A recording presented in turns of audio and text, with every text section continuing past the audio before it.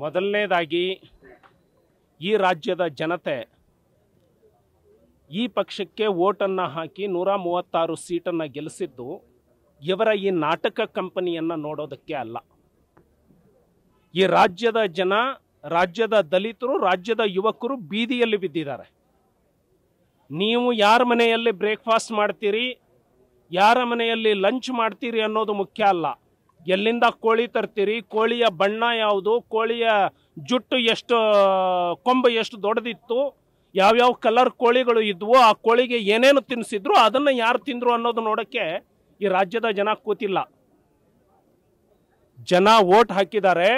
ನಿಮ್ಮ ಕುರ್ಚಿ ಕಾಳಗವನ್ನು ಎಲ್ಲ ಬದಿಗೆ ಇಟ್ಟು ಜನರ ಸಮಸ್ಯೆಗೆ ಬನ್ನಿ.